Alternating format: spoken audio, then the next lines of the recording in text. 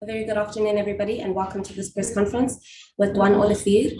As usual, I'd just like to remind everyone to please keep your monitors muted.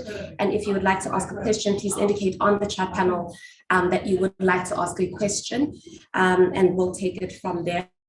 Asking your question, please immediately mute your monitor just so that we can avoid noise distortion.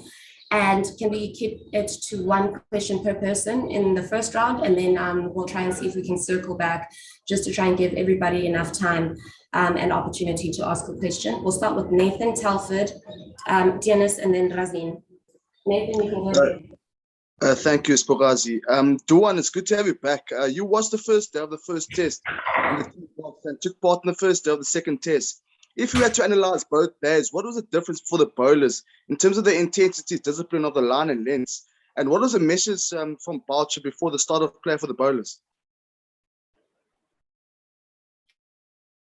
First test, if you look at the first day, I don't think as a whole bowling unit, we pride ourselves on that. And I don't think we made them play as much as possible. We tried to do that today. And yes, we bowled him out for 200. If you want to be hypercritical, probably gave him 20 to 30 runs too many. But I think, the message was simple from Boucher. Let's just try and make them play more. Stick to our basics, stick to our processes.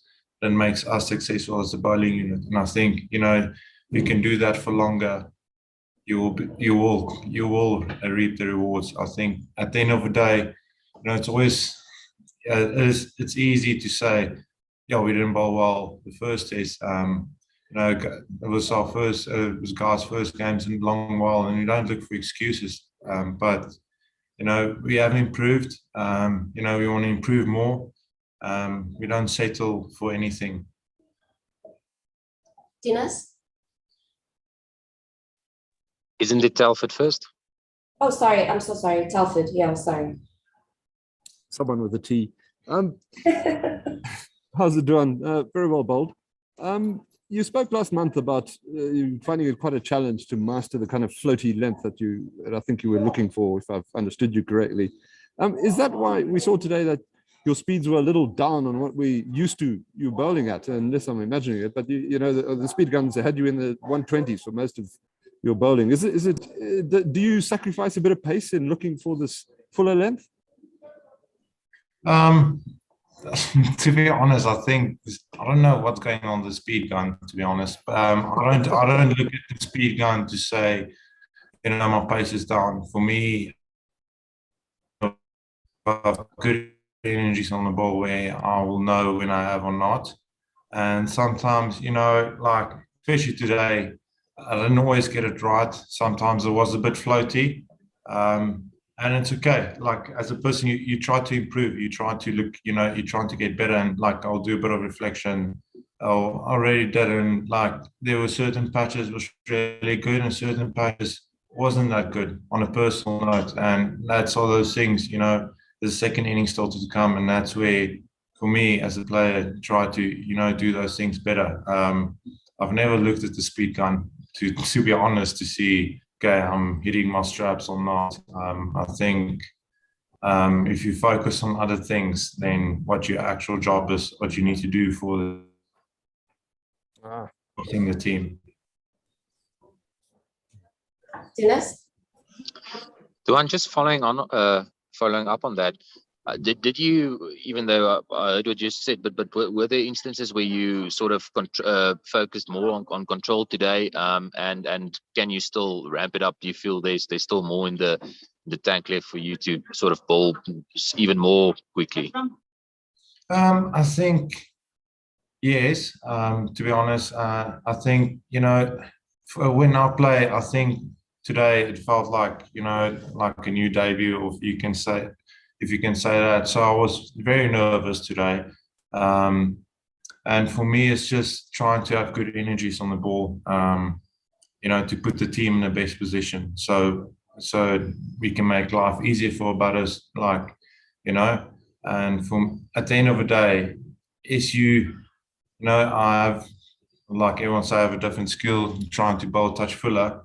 And I'm still trying to do that at good pace. So for me, I know when, if the ball comes out a bit floaty. I know that this morning was a couple of them where it was really full. And I always said, you're not always going to get it right, but, as a person and as me as a player, I always strive to be better. I always try to do better. So.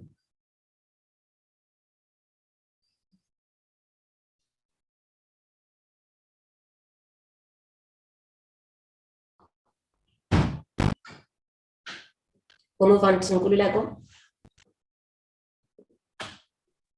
How's it going? How important it is for you guys to make sure that you do well in this series and win it, especially as we currently facing a lot of things in South Africa?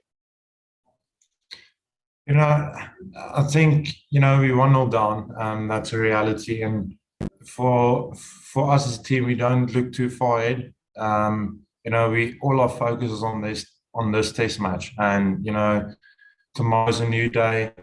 It's a batting day. And if we can bat big, it will put us in a good position. I think, if you look too far ahead, your focus is not where you need it to be. And I think, there's 3 test matches at the end of the day. And of course, you want to win the series. Don't get me wrong. But I think most important focus, we as a team and everyone in a team focus on was today, and tomorrow's a new day, and you take it from there. If you break your process down to smaller things, and it makes your life easier. I think if you look too far ahead, you can get distracted. Razin, you can try again.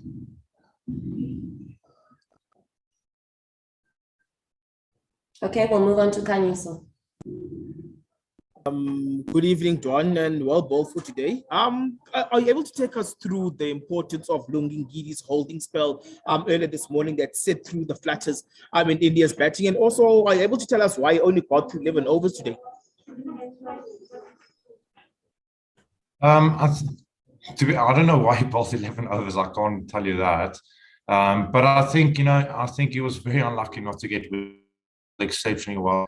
And, it's one of those days. It's one of those days where you bowl, as a cricketer would know, you bowl well and you don't get the rewards. And maybe on a different day, you might not feel as confident or bowl that well and you get wickets. I think, he's been bowling well at the first test match. He bowled superbly and he just continue doing it. So, there's a second innings and maybe he will get the rewards in the second innings where it matters the most. Okay. Except side one, well bowled. You've mentioned being nervous at the start, and I think in general the bowling maybe wasn't that great in the first hour. But how nice is it for you to be in a sort of 4-strong, fast bowling attack? And how important were those maidens that Lungi strung together, and then also Marco Jansen as well, a young guy doing very well today? If we look at it, let's look at the first hour. Yes, we get the rewards that we wanted, but we made them play more. We risk a little bit, and when Marco and Lungs came on, they did a superb job and just created that extra pressure. And I think we've done that the whole day as a whole bowling unit. There's always obviously certain areas where we want to improve as a bowling unit. Especially them getting, at the end a couple of runs more than we wanted them to get.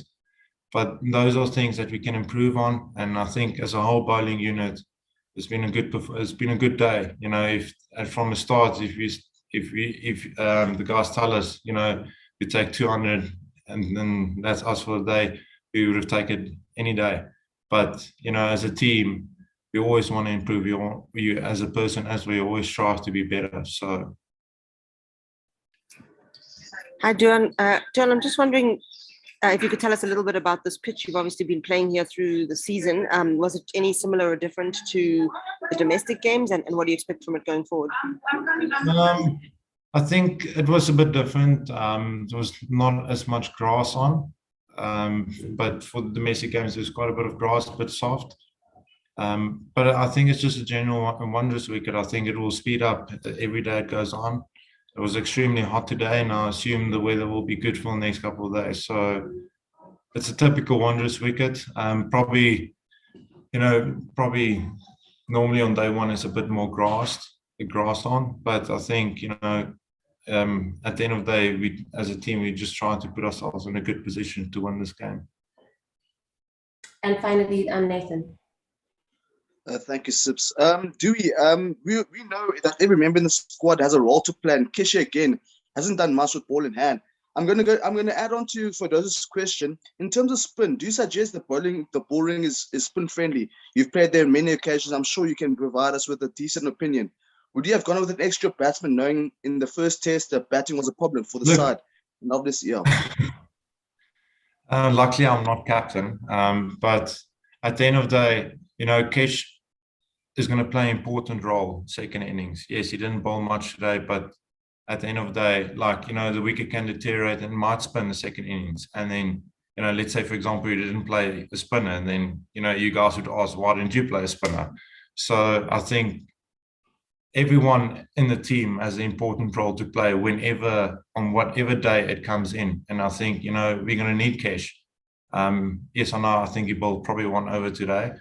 By the second innings, he might bowl 20 overs. You never know. So I think it's just understanding each other's roles. And, you know, as a whole bowling unit, we complement one another, and as a team as well. So everyone understands where everyone, what they need to get done. Oh, beautiful. Thank you so much, everybody, for joining us. We'll see you tomorrow.